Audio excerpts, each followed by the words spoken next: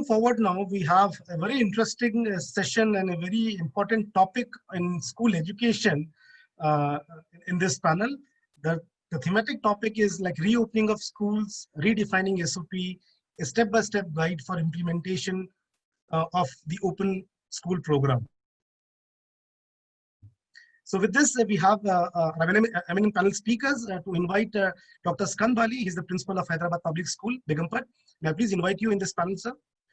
Dr. Kavita Jain, the CEO of MD and Edify Education. Mr. Vikrit Sarai is the MD of Satluj Group of Schools.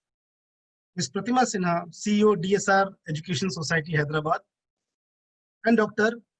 Mani Meklai Mohan, founder, managing trustee, correspondent, SSVM institutions of Mevupattiam and Coimbatore. So the panel discussion over here, sir, we are talking about reopening of schools and redefining SOPs. The background of the discussion is that we know that education all around the world has experienced a major shift in the post-pandemic world. As SOPs are redefined to adopt the new normal, the shift therefore makes way for other modes of learning become more commonplace and widespread. We are all aware that the kind of guidelines which has come from various departments of government, from the Ministry of Home Affairs and even the Ministry of Health and Family Affairs, that in the lockdown 4.0, frequently and simultaneously we'll be having many schools opening up with the initiatives being taken by many states like Andhra Pradesh, Assam, Bihar, Chandigarh, Goa, Haryana, Himachal Pradesh. They have actually set the tone. And with that experience, maybe it would be guidelines for other states to follow the same lines to come up with. So with this, I'm glad to have such an eminent speakers over here. All these educators and academicians we have met in some point of time in many of the events which used to happen earlier. And it is my esteemed honor to welcome you over here once again. To start the discussion topic, may I invite the panel over here, Dr. Skand Bali, the principal of Hyderabad Public School over here, to maybe giving the opening remark on the topic of discussion today.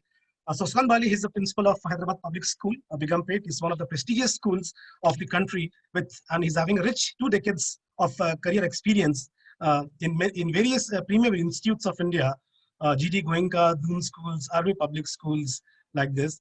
So you are also an author, a mentor, an education leader, and numerous awards and allocates falls under your kitty. A beautiful campus, Hyderabad Public School, a rich heritage and a lovely and a notable alumni, people who are aware of Hyderabad Public School. To name few is like Ajay Pal Singh ji, Nagarjun, the renowned actor, Harsh Bhogle, Satya Nadella. It is a privilege and honor, Skand Bali sir, to have you over here. May I please ask a question to start with you. So what are your views and how your institution is preparing for reopening of schools post-COVID, sir? Dr. Skand Bali. Good afternoon. Thank you so much for having me over.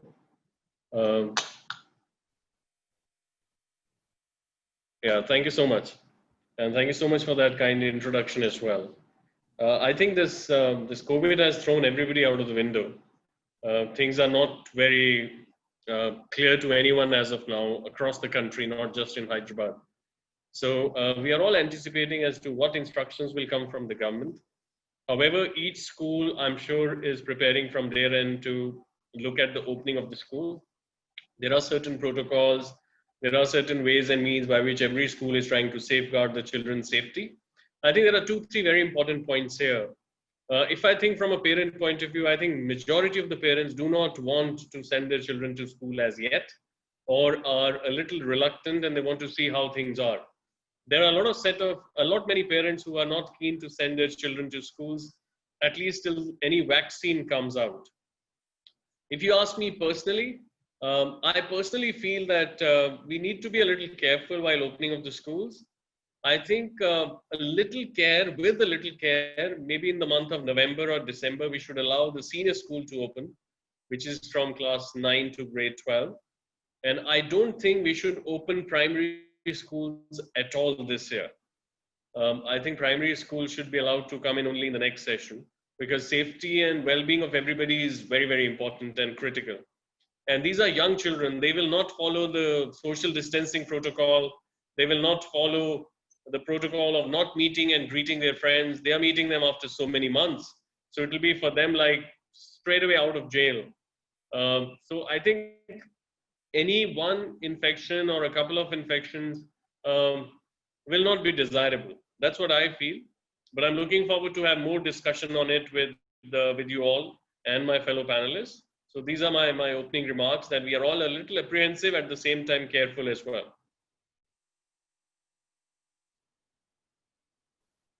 Yeah, thank you for your input, Thank you. sir. So moving ahead now, may I please invite Mr. Vikrit Sarai, and he's the MD of Satlat Group of Schools. He's an educator, a publisher, an entrepreneur, author, investor, and is representing one of the North India's largest and oldest private school, started since 1976. So you have many awards and recognitions in your kitty, sir. And you are also specialized in investing and advising startups and top global education organizations. You are the trustee and board members and advisory in many of the organizations. May I please have your opening remarks, Vikrit sir, your views and how your institution is preparing to the school opening post-COVID.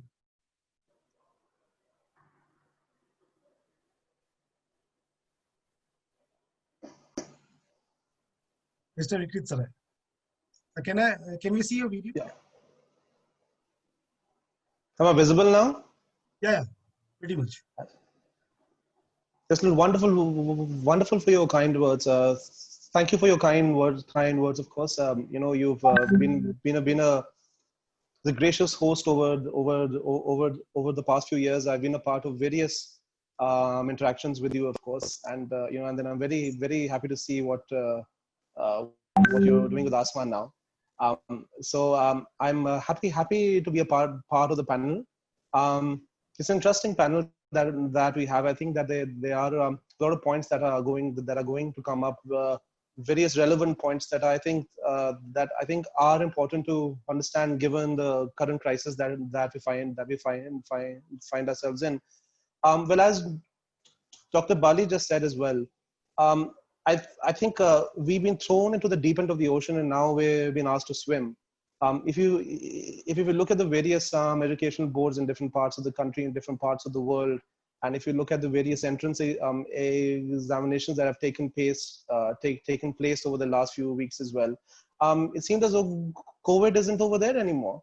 And given the current scenario that we find in various parts of the country as well, I think that inhibition has been thrown out of the window. But that's something that I think that we have to understand in the context of education, that we deal with the lives of students who aren't adults yet, who are, of course, you know, below the age of 18 in terms of K-12 education. So as educators, as school operators, as school managements, it's our responsibility. It's our responsibility towards these students that I think that we have to keep in mind. If we have to open schools, which I don't foresee for the next 1 or 2 months at least, but given the current guidelines that we have from the state education departments in various parts of the country, if we have to open schools, then it's important that we take the various precautions in mind. Now, particularly in North India, where our schools are based in the 3 states in North India, there's a lot of like in this case, there's a lot of backlash that the state education departments have faced in terms of opening schools, which I'm sure is the same in various parts of the country as well. We aren't ready yet. I don't think that any school is ready to open. And if the onus is on educators, if the onus is on school managements to take the responsibility for students, I don't think that there's any short answer to that at this point of time. But if schools have to open, then various precautions should be taken in mind, should be kept in mind. Various SOPs should be followed. But I think that there aren't any proper SOPs in this case, which are in place as well. So The next few months, yes, but as of now, I think that no one is ready to take that sort of a risk. The parents and the school, no one is ready to, of course, take responsibility for any untoward incident that might happen if schools reopen. Yes. Thank you, Mr. Ittira. With the same question, if I would now like to invite Ms. Pratima Sinha. She is the CEO of DSR Education Society from Hyderabad, and she has a rich 3 decades of progressive experience in education across a wide gamut of functions. She has been experiencing from academic audit to curriculum development and planning, teacher training, mentoring, setting up schools. So your passion of performing arts, ma'am, theaters, and your efforts for the autistic children is really remarkable, ma'am. We are very honored and privileged to have you in this panel, ma'am. So with your opening remarks about the SOPs of opening schools post-COVID. Right. Thank you so much, Mr. Chandan. Thank you so much for inviting, and all the panelists, good afternoon. All the participants, good afternoon. Of course, it's a question mark that we have still in our mind. Telangana government has still not taken any action on it. There's still not, we haven't received any information regarding opening of school from Telangana government. But yes, what we did was first we sent Google Forms to all our parents regards to opening of school, because we have to plan out a lot of logistics. And 99% of our parents, they refused. They said, definitely we will not send our children to school until and unless the vaccine comes out. So that was the first point. But now when we are looking in the future, when we are talking about CBSE senior classes, so we have finally kind of worked out where we will be calling the senior students for lab activities, because lab work has to be done, the practical lab work that has to be done. So we have created, we are creating bubble groups where, you know, children will come and do the lab work and go. And we have requested and counseled our parents that we will not be providing school transport. Instead of that, if the parents can come and drop the children and take them back. So this is the immediate planning that we have done. Maybe after Dussehra vacations, because we have long Dussehra vacations in Hyderabad, after Dussehra vacations, we will do this particular activity. When it comes to when school students will start coming to school, the senior students in future, maybe in November, we will definitely demarcate certain areas where, you know, we will have our children only moving in those areas and not beyond that.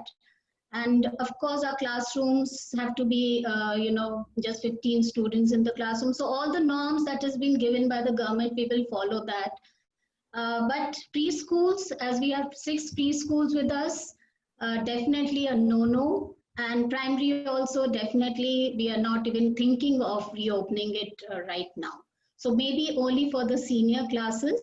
And also, we were thinking that we will not extend the classes till 3 o'clock. It will be just till 1 o'clock so that the child goes home. We used to provide lunch and breakfast in school, but we will not be giving that facility. So the child goes home and has his lunch. So a lot of thinking and SOPs have to be created. We have worked out logistics, and hopefully, of course, we cannot be really sure of what may happen tomorrow. But yes, planning is always there. Thank you. Yes, thank you. So with this, may I please invite Dr. Mani McLeay Mohan. She is the founder, managing trustee, and correspondent SSBM Group Institutions, Metupattayam and Coimbatore. We have met Dr. Mohan in many of our past events as well. And I'm pleased and happy to see her again in this forum. Thank you so much for accepting our invitation, ma'am. So you are an educator. Yeah. We can hear you, ma'am. Can you please switch on your video if it's possible? Yeah. Yeah. Good afternoon to everybody. So it's nice to discuss about the hottest topic, because every state, they just come out and they say that from this month we are opening the schools, and last week there was a feedback that is coming from Karnataka saying from Monday we are going to open the school. Of course, reopening is a big task which is put on all the management heads. First of all, I like to say 5 points where we all have to focus on it. Children's safety will be the paramount, and so will be the vulnerable communities such as old faculty and staff. Because we are all talking about only the children, we are not talking about the safety of the faculty and the staff. Then moving forward towards a new normal post-pandemic environment itself, we'll have to revamp the children. We have to educate the children how they have to maintain distance, etc. And we require a considerable shift in the mindset of the entire learning community, both emotional and social. Because here, if you take everybody, we are as in how the previous speakers were saying, every parent is tensed only after the vaccination they are planning to send the children to school.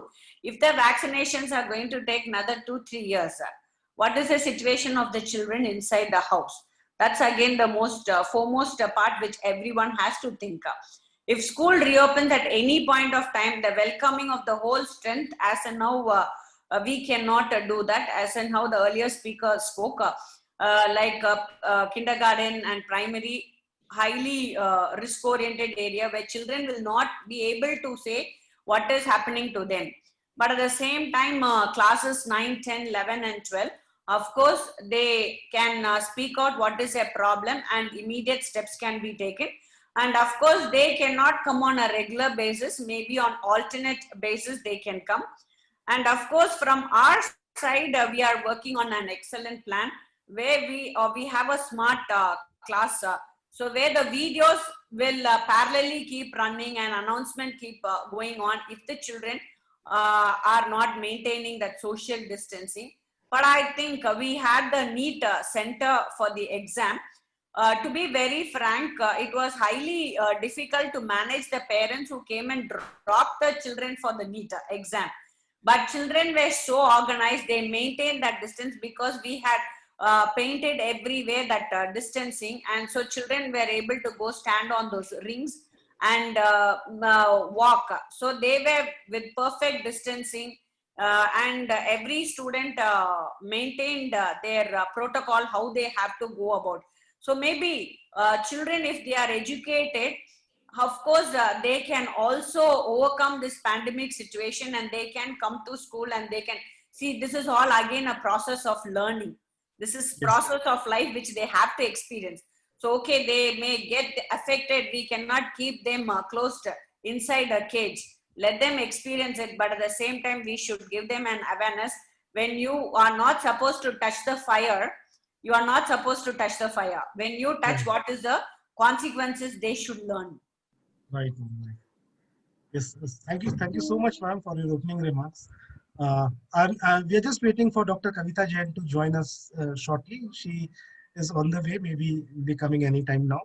So with the second round of questions to start again with the esteemed panelists over here. To start with Dr. Skand Bali, I would like to again ask a question from you. So what role does innovation play in redefining SOPs in the new normal, sir? Where it can include the digital education also. Well, innovation is important everywhere. It's not just during the current scenario or current circumstances. We have come across many schools and many schools who are maybe not technologically exceptionally advanced or so-called considered to be technologically advanced in the far-flung areas of the country are using augmented reality to teach in the classrooms. We have come across all those videos on the social media. So innovation is a part of education. It's a part of learning, irrespective of what the situation and the circumstances. Innovation has played a big role in this COVID situation as well. I think what it has left with us is the opportunity that even when the schools become normal, there are many things which can be done virtually to save time. You know, you cannot increase 6 hours or 8 hours of a day to 12 hours or 14 hours in a day. But you can definitely, with the help of virtual technology now, you can add that kind of component over a weekend or sometime post school or something like that, right? which was not earlier. When it comes on reopening of the schools, I think all of us have to be creative. All of us have to think out of the box. We will not just have to rely on the guidelines issued by the governments or various organizations. I think we'll have to add on something more there to make sure that the children and the staff are absolutely safe and they are safeguarded and there's no untoward incident. We have seen that around the world. We have seen that happening in South Korea. We have seen that happening in England. We have seen that happening in the US, where the schools had to be shut down just within a couple of weeks because a lot of children were found to be COVID positive. So reinvention or invention or creativity, I think, is a part of the game. You have to be ahead of it, and you have to think out of the box to make sure that things work better for the children and for your institution. So I think it plays a very important role. Absolutely. Mr. Vikrit, may we know from your end, from your experience and what your organization has been doing when innovation comes into the picture and digital education comes into the picture. How have you played so far and what are your plans ahead? Mr. Vikrit. Excellent. Thank you for this question. I think it's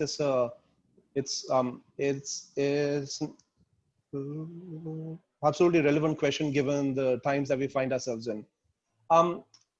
I think innovation plays a very, very important role, and I think that we're lucky, given the innovation that given the innovation and education that we've seen over the last few years, at least because of that, we've actually survived in terms of a whole industry in terms of schooling.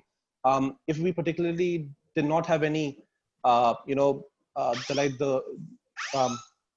a platform in terms of MS Teams or Google Meet or Cisco or Zoom or so on and so forth. I think it would be very, very hard to run schools if it were just to be, via regular phone calls and, and other platforms. So innovation has been key, and I'm really, really thankful to all of these edtech companies that have really helped us get through this crisis. Now, what is the next step? So we've got various platforms that allow us to teach. What will happen next? What is going to happen in the next few years? The next few months and the next few years. Particularly, I think that this current ecosystem that we've come up with, which is a blended approach in terms of teaching, I think that will remain. Even when schools open, we will not be in a position to allow all of the students to visit school at once. So then there will be some online classes, and then there will be some offline classes. Given the fact that teachers in various parts of the world are used to this online world now, I think it will be interesting to see what happens in terms of the way that we educate our kids going further. So will we do away with homework? What are we going to do in terms of the classwork? How are we going to share worksheets with them? Will we be giving them printouts? Now in our schools, we particularly got the half yearlies that are taking place. I think they're about to start this week and next week. So what we've done in this case is that we've come up with it's a blended approach of MS Teams and PDF file question papers sent to students. So students will have to submit the written answers to us via MS Forms and MS Teams, and then they'll have to take part in the quizzes that we set for them. So automatically what has happened is that the platforms have become a part of the way that we teach. So in the next few years also, I foresee that these platforms are going to take over a bit more, but there's nothing that can substitute the actual learning that takes place in a classroom. So I think that's what kids are missing out on, because schools aren't just a place to mug up facts and figures. I mean, like that, of course, you can do at home. It's schools are a place where you learn, where you interact with your peers, and where you interact with teachers. Where you learn to apply skills rather than just learn them from a book. So given the fact that innovation has been key to the survival of the education industry during this crisis, I think innovation is going to play a much important role in the next few years, in the coming years as well. Yes, I agree to you, sir. So during this COVID, we have also witnessed that how the technology and digital has, accelerated the acceptance of all the digital platforms which was available. We were in a stage to, use it, but it would have been taken much more time. But due to the Absolutely. arrival of COVID, it maybe unfortunately, fortunately, that people have equipped themselves much earlier. Yes. The sales are in fact the teaching faculty, the non-teaching staffs, and even the parents and students have actually shouldered us in the kind of practice which we wanted to produce to them, and they've also been supporting us in this course. That's very true. So yes, we understand that. Coming to you, Pratima ma'am, I would like to understand with your rich experience, where you have such an expertise of even setting up of schools, audit programs, teacher training, how innovation and technology is playing, and you're looking this two words during COVID and post-COVID in lockdown, ma'am. I would say that because of innovation, we have been able to adopt. We've been able to adopt the new norms because we were innovative.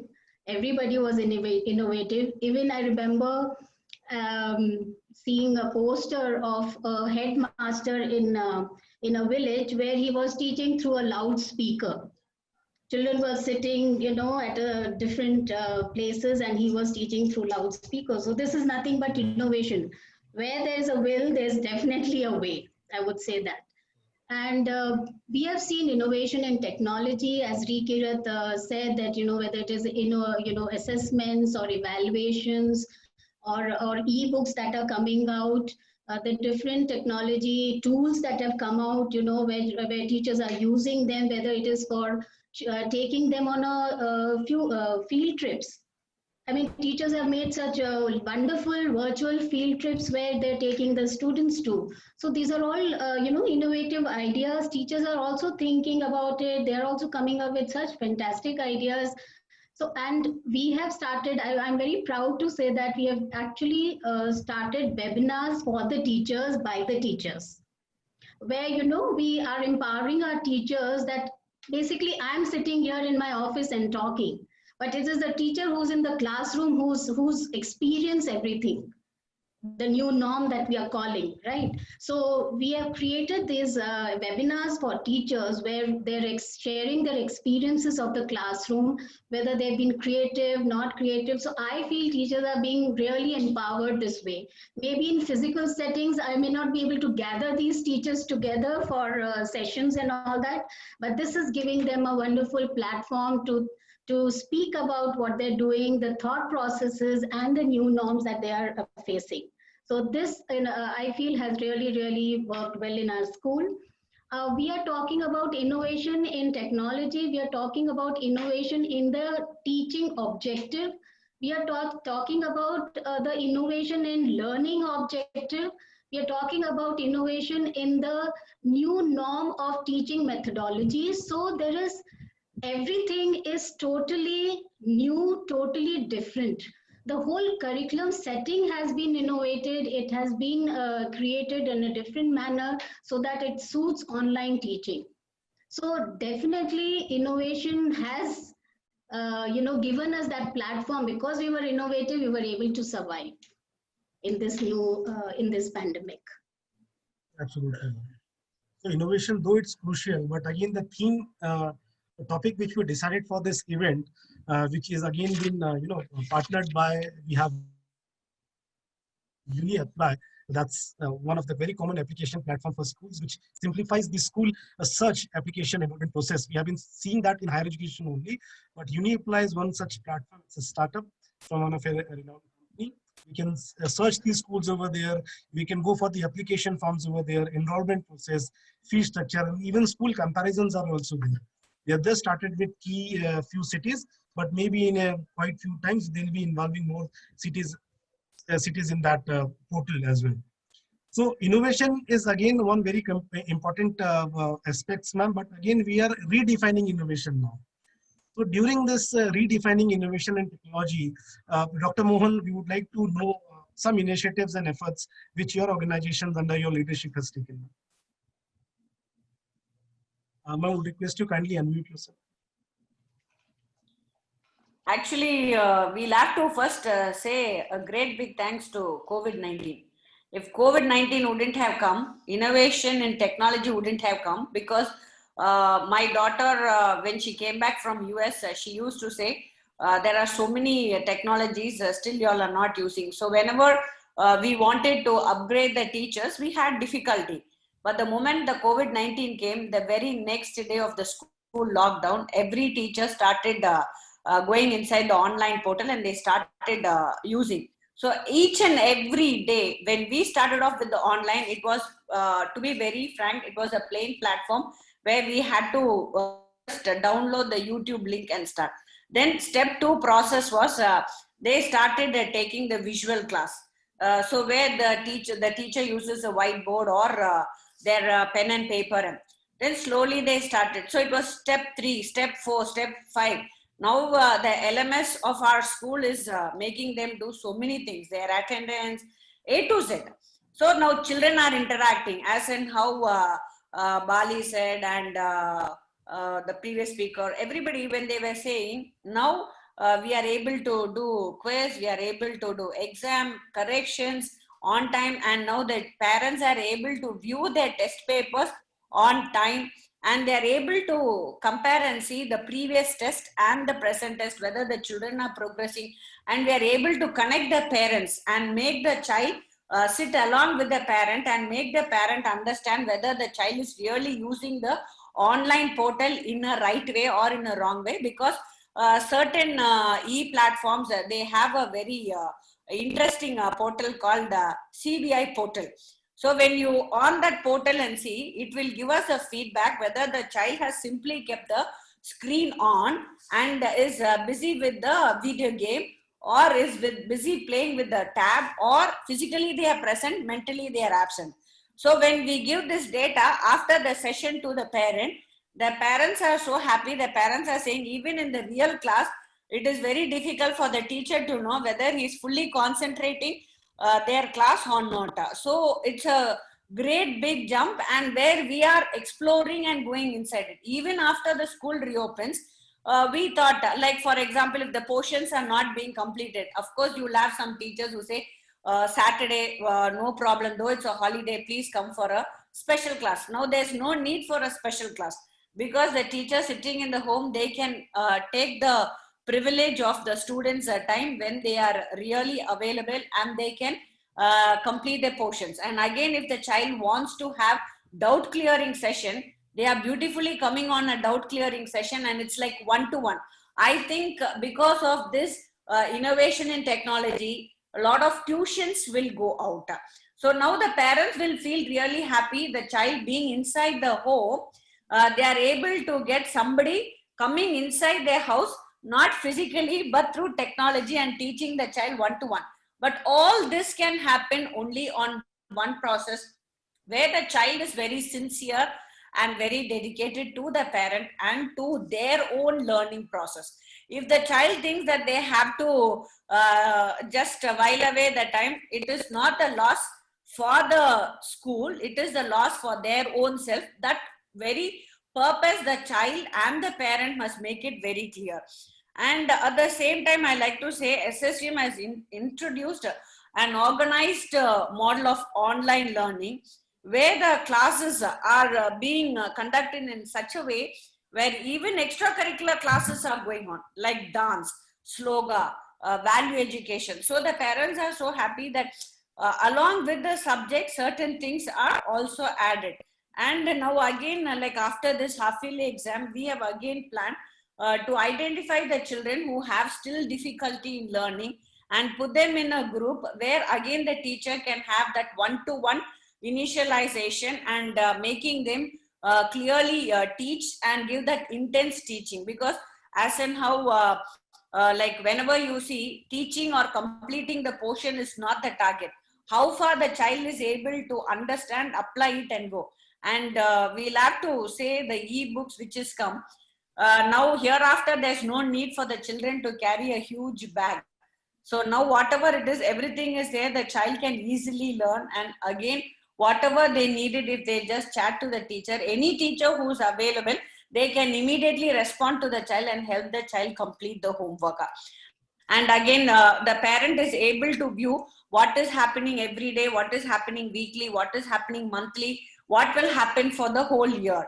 So the events, for example, we had Father's Day celebration, Grandparents' Day celebration. All celebrations are also happening online, where the parents, grandparents are all saying, how is it possible? Like the school is inside our home, and now we know the real value of the teacher. So we cannot say that people deny the teacher's value, parents' value. So always you have a portal, no? 50% who understand, 50% who don't understand. So, but we always take the positive people's mindset, and the teachers keep moving.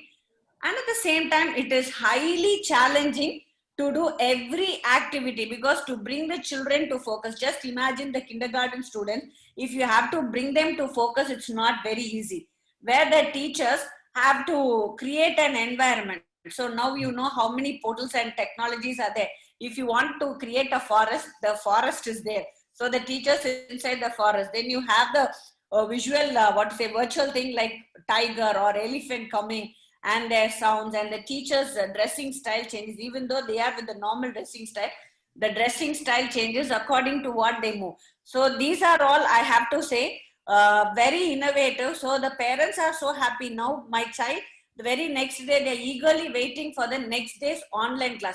Mama, when is my class? So the class is starting by 9 o'clock. They are ready by 8:30, waiting to see today what environment my teacher is going to bring, what is the dress they are going to come in, what is the value they are going to teach, and what is the skill. Again, if it is, they have to plant a seed and they have to show. So the teacher shows that visually how you plant a seed and how will it grow. So I will always say innovation has a never ending, it's a never ending process. It's an ongoing process. So every school has come out with different ideas. And of course, every parent has to appreciate this, and they have to take the children in the right path. Yes, ma'am. So thank you, Dr. Mohan, for sharing those insights. It is really very exciting, and we can understand from your official expression and the way you are putting that thing, which you have experienced, and the kind of response which your teachers are getting, and how students and even parents are so excited, in participating your online classes, where this is a great challenge which most of the educational institutes are facing nowadays, how to cope up and how to bring the student audience again with that attendance of the last day. So great insights from that would be a great learning, and the people who are watching may experience and would kind of replicate the same thing in their curriculum and the teaching methodology. Great. Skandbali sir, coming to you, an important question would like to ask from you. Let us start from your end. In Indian education system, sir, it's ready to implementation. How it is ready to implement the open schooling program, and how can open schooling program can close the education inequality gap? See, open schooling program is a very good initiative in Indian education system, especially. The reason is the Indian curriculum, whether you look at CBSE, whether you look at ICSE, ISC, or whether you look at state boards, are content heavy, are subject heavy. Whereas open school gives opportunity to the children with special needs, or the children who are slow learners, or the children who are struggling because of learning gaps, can take that exam, wherein they have a choice of taking any 5 subjects, right? There is an advantage of that as well, that parents can motivate or encourage or channelize their children into doing many other things, and at the same time, simultaneously, they can take up open schooling as well. It's a very flexible way of teaching and learning. There are many schools in Delhi who have opened the open schools or open school exams in their school as an option. There are more and more parents talking about homeschooling now, which is not necessarily entirely homeschooling, but homeschooling leading to open schooling. So I think open schooling definitely can play a big role. What I feel is that the governments and the organizations have to come and manage a balance between the two. If you look at international baccalaureate, if you look at the IGCSE, if you look at the American curriculum, they are not content heavy. They are not driven only on the basis of rote learning or only on the basis of too many subjects to be dealt in the younger years of life. So I think the creativity, critical thinking has to be brought in into our curriculum if you want to cope up with the pressure on the children. So I think there is a balance which we have to maintain between the regular curriculum and the open schooling. But I think open schooling is extremely beneficial to many children who either find it very difficult or who are not allowed to study in the mainstream because of the systematic errors which we have. So that's what my answer, if that answers your question. Yes, it do answer, sir. Even it set the tone for other speakers to may also comment on it if any additional inputs they have on this point. Rikrit, to ask from you again on the same points, is the Indian education system ready for the implementation of open schooling program? If yes, how it can help the education system to close the inequality gap? Yeah, got it. So, so like, may I just ask this question first? Like, in what context are you referring to the open schooling program? Because this would refer to the board this would refer to the current board that we have in terms of NIOS, or is it like a global phenomenon that you're talking about homeschooling? So, what context are you referring to open schooling over here in? For open schooling, it could be referred to any of the boards, like though. Okay, talking about the boards. Okay. Yeah. Okay, got it. Yeah, I got it. Right, but I particularly think that in terms of the Indian education system, I think that the open school boards and in various other education boards in different parts of the world as well, they plug in that gap. Traditional or national education boards aren't able to plug in. So in India, we've got a national board, which is CBSE, and then we have various state education boards, and then we've got international boards as well in terms of CIE and in terms of IAB and so on and so forth. So I think that the vital role, the critical role that the open schooling boards play is that they plug in that gap. So students who due to various reasons aren't able to fit in with the framework of other education boards, I think that they fit in terms of the open schooling as well. But I have seen over the past few years that there's been a decline in the interest in terms of open schooling. I think that parents are more keen for the students to particularly study in a school which is affiliated to like one of the more recognized educational boards. But in India itself, if I've seen, there's the NIOS board, which is the National Institute of Open Schooling. I've seen that they've taken a seat back and they focus more on is the training and the curriculum framework for other education boards. Like around 3 or 4 years ago, then the bridge courses and the DLED courses, these are devised by NIOS. So I think that given the fact that there's very less enrollment in these education boards, and then I might also be wrong over here as well, but what I've seen is that they are more into training for other educational boards, and then they create a framework, a kind of a support framework. Whether it's useful for the students, that particularly depends on the circumstances. So students who aren't able to, as I said, aren't able to fit into various other educational boards, and then they opt for these boards. But then they do save some critical time and effort, and there's flexibility in how you want to learn. And I think the Ministry of Education, the erstwhile MHRD, I think the Ministry of Education is also trying to adopt certain practices from the open schooling in terms of the entry and the exit for secondary and senior secondary, in terms of like in terms of other points that have been recommended under the NEP as well. So yes, they do play an important role, but it's not really clear as to how important that role is at this point of time. Right. Thanks for sharing this input.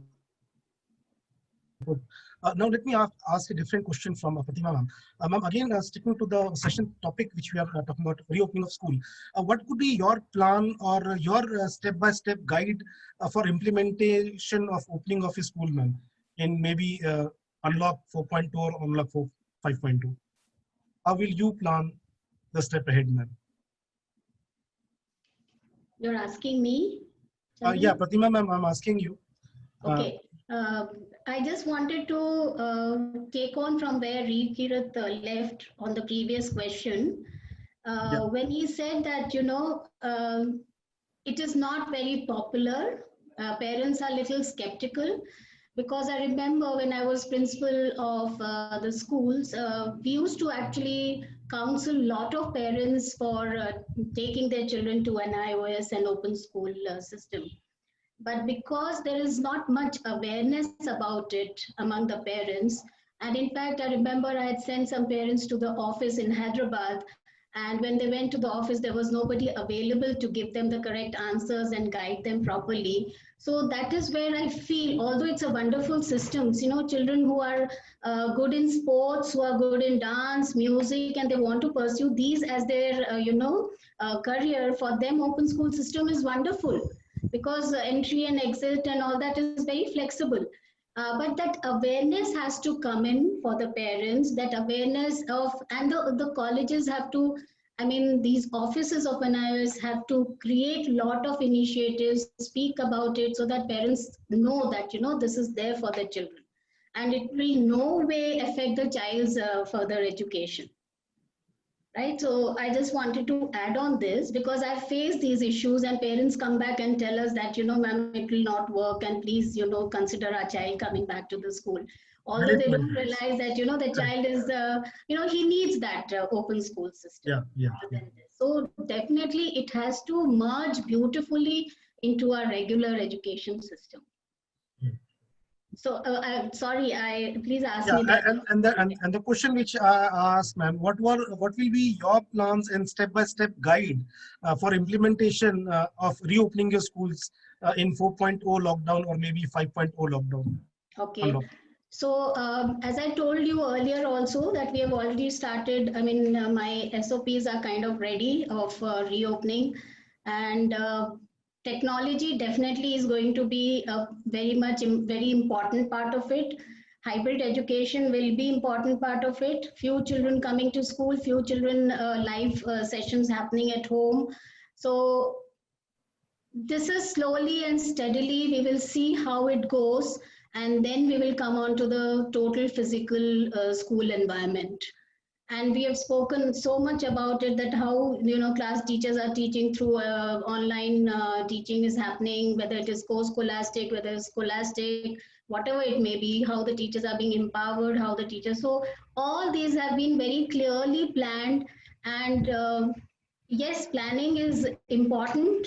How the plans will, go ahead, that we really can't predict. Right. So academics comes to one part, then there are laboratories, there are libraries, there are labs. So how to manage all these things? Because for a student of say class 9th onwards, it's very exciting for them to when they have a lab class in their periods. They are very exciting to experiment in the physics, chemistry, or the bio lab. So how are they going to cope up? This kind of things is again a matter of rethinking and reimagining. I spoke about it earlier, Chandan, that we are going to call the students maybe after the vacations, and we will divide them into bubble groups, and they will be coming to school and doing the lab activities, because that's very important. They need to understand, and they can't, online, okay, certain experiments can be done, but they have to come to the school for that. So definitely that will happen. Thanks for your input. Dr. Mohan would like to understand on the same lines from your end, your initiatives and your step-by-step. Actually, about open school, I have a very interesting matter to talk, because our school, we have open schooling inside our school. So children who are highly gifted. So those children, we call the parents and we just say them, see, your children have to go for so many tournaments, so their attendance will be less. But at the same time, they can get the best marks to enter the best universities. So parents, at the same time, as Pratima told, first initial stage, I had a difficulty in making the parents understand, because they had a thought like open schooling is exclusively only for differently abled children and not for gifted children. So I had to break that barrier, where I had to go to the Chennai regional office and meet Dr. Ravi and get the clear-cut explanation. And when I asked the explanation, he said, so much in depth you are asking. I said, no, if I get the depth, I can explain it to the parents. So because if I give a word, I always see that the word is maintained. So I don't want to give a fake word and fool the parent. So then the clarity what he gave, when I came back with that same energy, and when I called for a parents meeting in our auditorium, everybody, they said, no, that will not work out. And even the children who had dyslexia, those children, all when we identified, we said, see, your children, they needn't struggle. They can study easily and they can get very good marks. So we can work on it.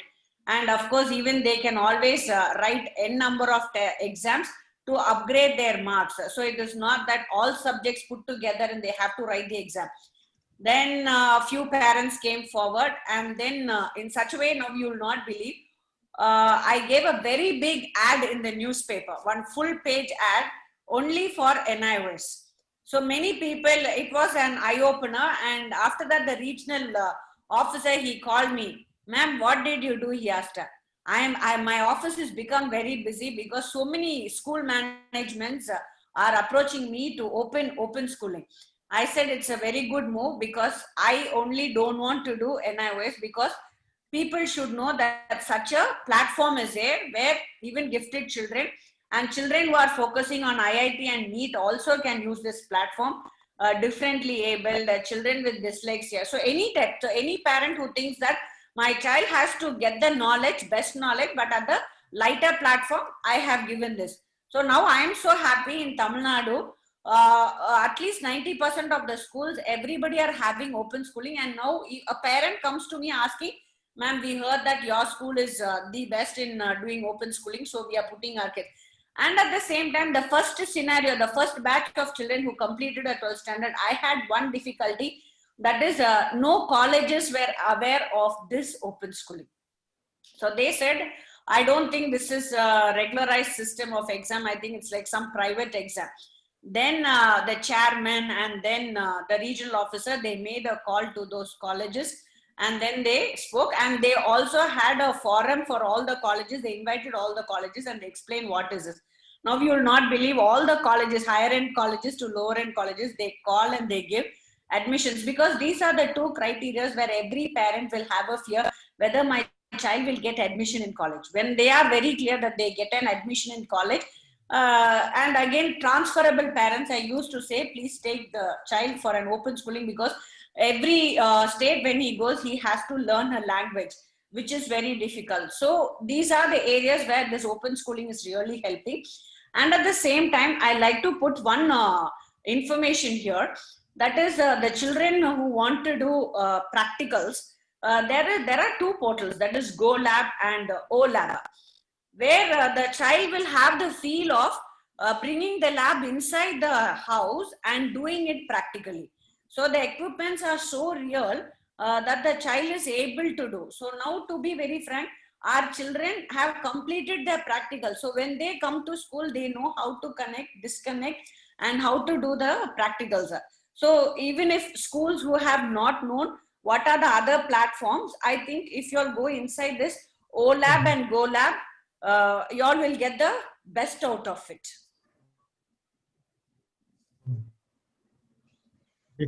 Yes, thank you so much for this insight, ma'am. In fact, one of your points I liked a lot. There is again a gap between schooling and higher education. So that gap has to be refilled, and it has to be minimized. A gap between school and higher education, a gap between higher education and corporate, so industry, academia, is there. And again, in all these aspects, the way Rikrit is also helping in transforming the corporate industry, the edtech companies, he is helping the startups to grow through whatever efforts and initiatives with Rikrit is saying that. So that a collaboration of corporate, school, higher education, and with the support of government, that is very much important. And with that lines, ma'am, this education leadership conclave under the initiative of ASMA has taken this leap. And we are just left with few more time, just 5 to 6 minutes. I would like to have again a closing remark around from all of us. To start with, again, Skandbali sir, I understand the kind of the prestigious school which you represent is such a beautiful campus, a heritage property. In fact, students would be liking to, when they will be coming to school, when the school is going to open. So all those memories which a student is having from last 7 to 8 months, I can realize it.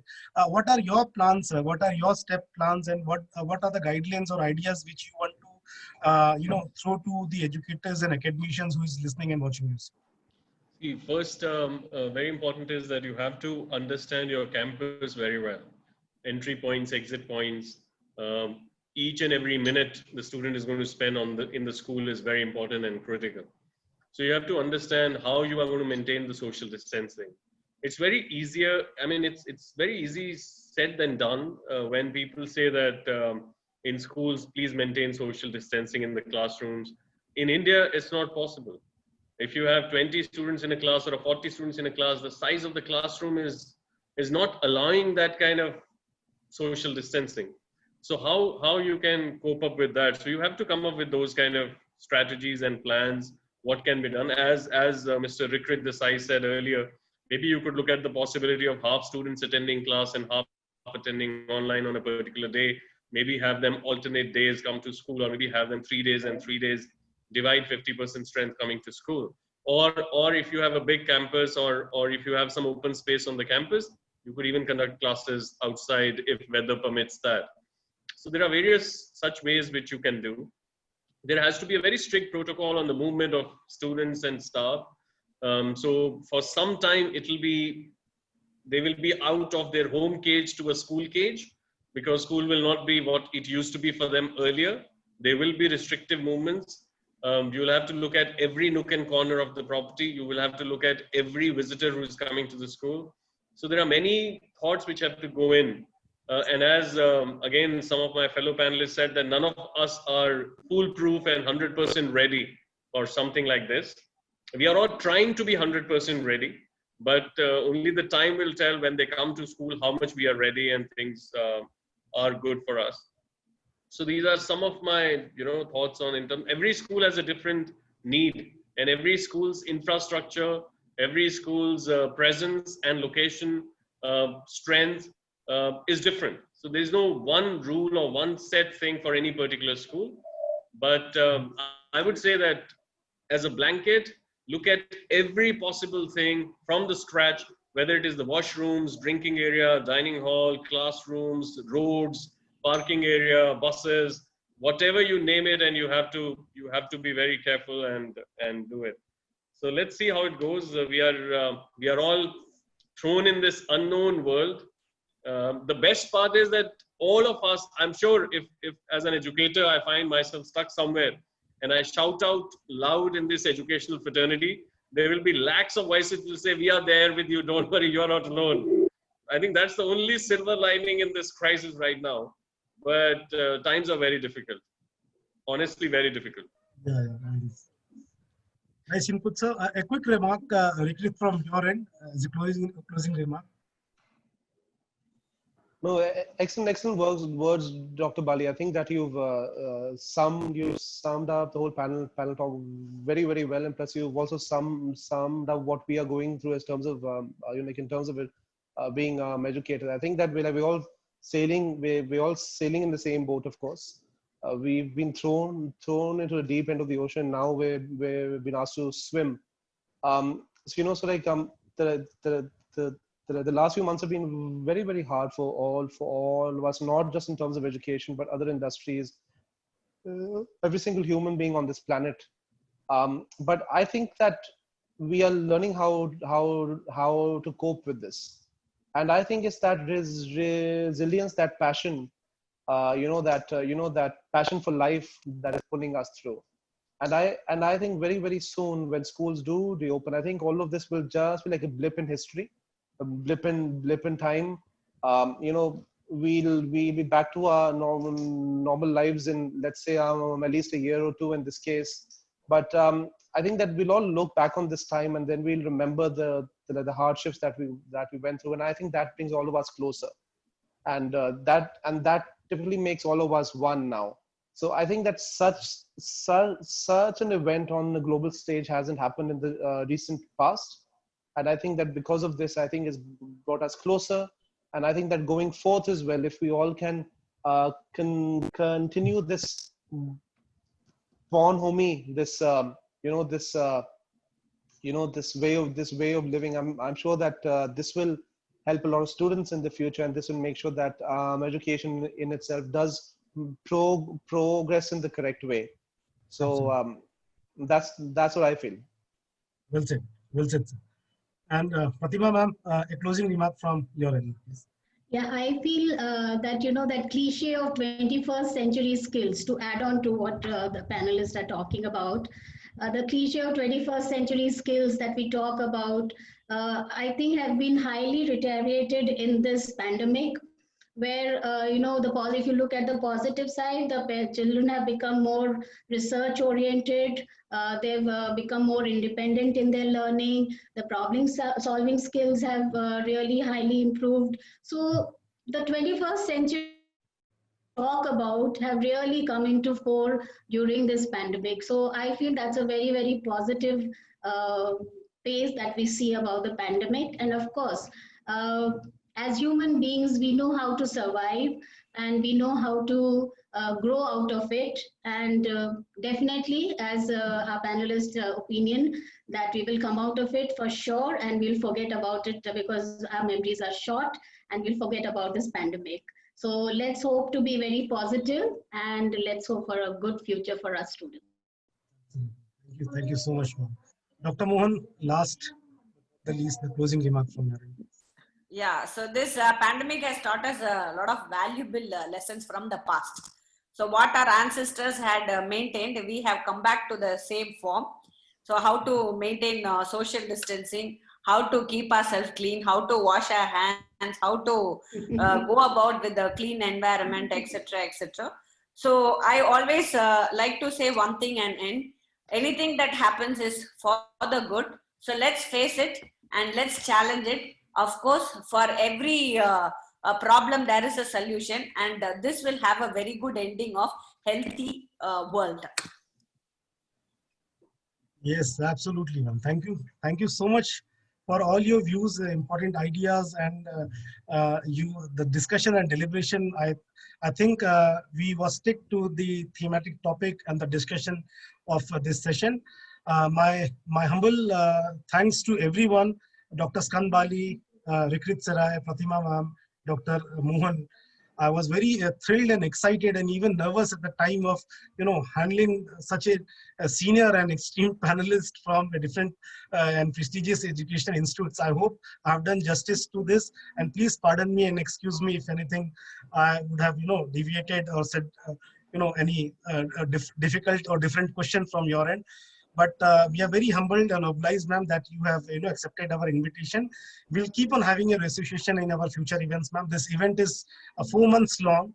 Today was the launch session, the inaugural session for this Education Leadership Conclave, and we are continuing till December 2020.